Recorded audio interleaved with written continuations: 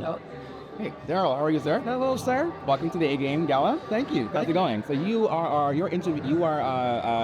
nominated for 2 categories. Which are they? Yeah. Innovator. Okay. And I think it is a implementation award. She just told me. I don't remember the whole name. All right. I think you're right. So let's go on innovation for a minute. What is the most radical idea you've had that actually worked? Wow, that's a heavy question. The most radical idea that we've had that has ever worked, actually, in terms of chartering and oversight, Yes. okay, probably just the way that we are doing our resident school comparisons. Okay.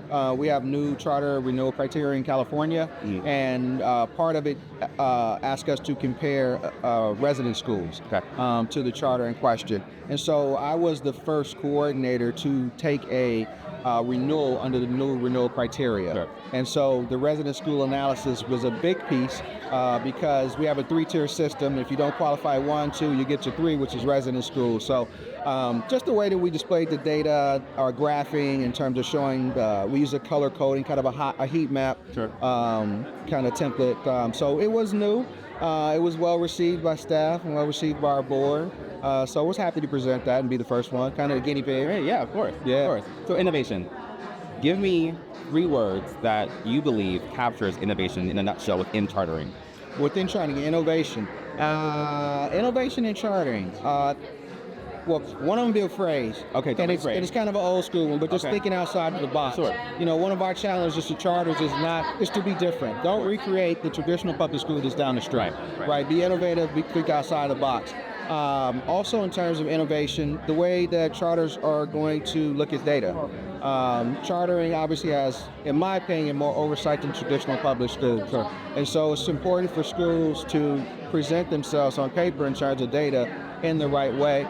And what I'm speaking about is outside of the traditional metrics. So if you've got SEL, social emotional learning data to present, community data to present, student survey data to present, are these metrics that sometimes don't get considered because they're not quantitative, they're more qualitative.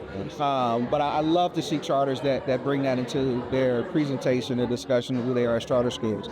And the last thing I would say is just always being on the cutting edge of what's best for kids. Absolutely. I think sometimes a lot of people sink back into what the norms have been, or they look across and see what they've done that's been successful, Right. and that will work for a time. Right. But to push the needle, to push the envelope, to push the sphere of charters, it's got to be new. It's got to be something we've never heard of, a different way of looking at data or what you've done with students. So that's where I try to always just push our charters to be. It's not about being the best. You'll be the best if you think outside the box, innovative, and you just don't do what was down the street. So don't replicate the district school down the street. Right. Be innovative, think outside the box, and I would argue be both. Absolutely. Thank you so much. Thank you. And good luck this evening. Good to meet you. Thank you. Bye-bye. Bye.